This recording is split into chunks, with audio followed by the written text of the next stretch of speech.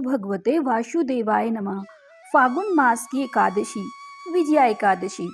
फागुन मास के कृष्ण पक्ष की एकादशी का शास्त्र उक्त नाम है विजया एकादशी।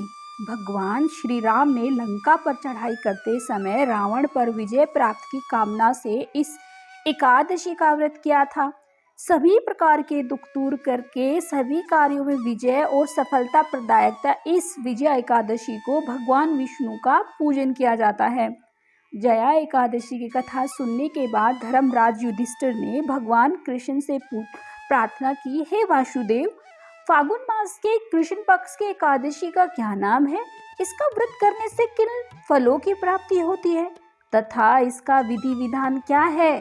कृपा मुझे विस्तार पूर्वक बतलाइए। योगेश्वर भगवान श्री कृष्ण ने कहा, हे राजेंद्र, फागुन मास के कृष्ण पक्ष की इस सर्व सिद्धि प्रदायक एकादशी का नाम विजया है।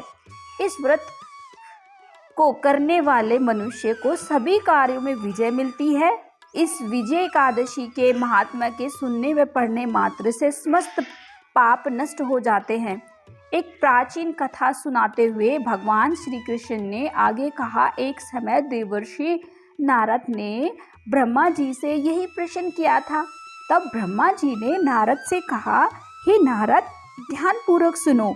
इस विजया एकादशी का व्रत नए पुराने और गत जन्मों के पापों का हरण करके प्रत्येक क्षेत्र में व्रत धारक को विजय दिलाता है।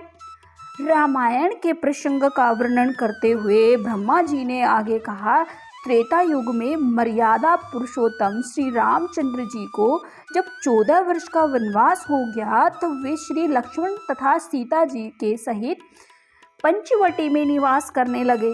वहां से दुष्ट रावण ने जब सीता जी का हरण कर लिया तब श्री राम जी तथा लक्ष्मण जी अत्यंत व्याकुल हुए और सीता जी की खोज में चल दिए।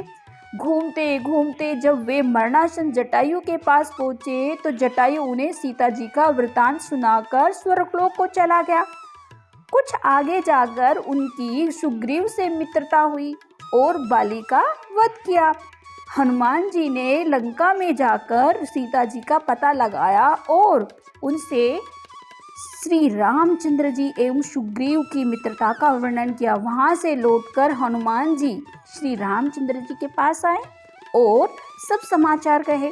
श्री रामचंद्र जी ने वानर सेना सहित सुग्रीव की सहमति से लंका को प्रस्थान किया। तब श्री रामचंद्र जी समुद्र के किनारे पहुंचे। तब उन्होंने मगरमच्छ आदि से युक्त यथा समुद्र को देखकर लक्ष्मण जी से कहा कि इस समुद्र को हम किस प्रकार पार कर सकेंगे? श्री लक्ष्मण जी कहने लगे, हे पुरुषोत्तम, आप सब कुछ जानते हैं। यहाँ से आधा योजन दूर कुमारी द्वीप में वक्दालभ्य नाम के मुनि रहते हैं। उन्होंने अनेकों ब्रह्मा देखे हैं। आप उनके पास जाकर इनका उपाय पूछिए। लक्ष्मण जी के इस प्रकार के वचन सुनकर श्री रामचंद्र जी वक्तालभ्य ऋषि के पास गए और उनको प्रणाम करके बैठ गए। मुनि ने उनसे पूछा, हे राम, आपका आना कैसे हुआ? श्री रामचंद्र जी कहने लगे, हे ऋषिवर, मैं अपनी सेना सहित यहाँ आया हूँ और राक्षसों को जीतने के लिए लंका जा रहा हूँ। आप कृपा करके समुद्र पार करने का कोई उपाय बताइए। मैं इसी कारण आपके पास आया हूँ। महर्षि वक्दालभ्य बोले, हे दशरथ पुत्र राम, फागुन मास के कृष्ण पक्ष की एकादशी का व्रत करने से निश्चय ही आपको विजय मिलेगी। साथ ही आप समुद्र भी अवश्य पार कर लेंगे। इस व्रत की विधि यह है कि दशमी के दिन स्वर्ण, चांदी, तांबा या मिट्टी का एक घड़ा लेकर उसे जल से भरकर उस पर पंच पल्लव रखने के पश्चात उसे वेदी पर स्थापित करें। 7 अनाज एक जगह मिलाकर घड़ा रखने हेतु वेदी बनाए और घड़े के ऊपर जौ रखे। जौ के ऊपर भगवान श्री नारायण की स्वर्ण प्रतिमा स्थापित करें।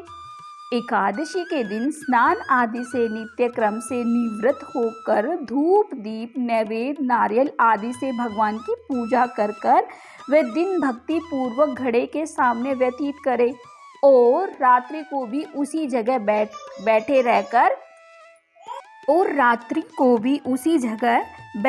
बैठे रहकर जागरण करना चाहिए। द्वादशी के दिन नदी या तालाब के किनारे स्नान आदि से निवृत्त होकर उस घड़े को किसी ब्राह्मण को दे देना चाहिए। यदि तुम इस व्रत को सेनापतियों के साथ करोगे तो अवश्य ही विजयी होंगे। इसके पश्चात श्री रामचंद्र जी ने विधि पूर्वक विजया एकादशी का व्रत किया और उसके प्रभाव से लंका के राक्षसों पर विजय पाई। अतः हे राजन, जो मनुष्य इस व्रत को विधि पूर्वक करेगा उसे दोनों लोकों में विजय प्राप्त होगी। अंत में ब्रह्मा जी ने नारद जी से कहा, हे पुत्र, इस व्रत को करने वाला तो सभी जगह विजय पाता ही है, और जो इस व्रत को महात्म्य को पढ़ता है या सुनता है उसे भी इस वाजपेयी यज्ञ का फल प्राप्त होता है। बोलो ओम नमो भगवते वासुदेवाय नमः। हर हर महादेव। जय शिव शंकर, जय भोलेनाथ। हे प्रभु, जिस प्रकार आपने भगवान श्री रामचंद्र जी को भी विजय प्राप्त कराई थी, उसी प्रकार समस्त लोगों को आप हर काम में विजय प्राप्त कराए और सबकी मनोकामना पूर्ण करे। हर हर महादेव। जय शिव शंकर, जय भोलेनाथ, जय विष्णु भगवान, जय एकादशी की जय जय।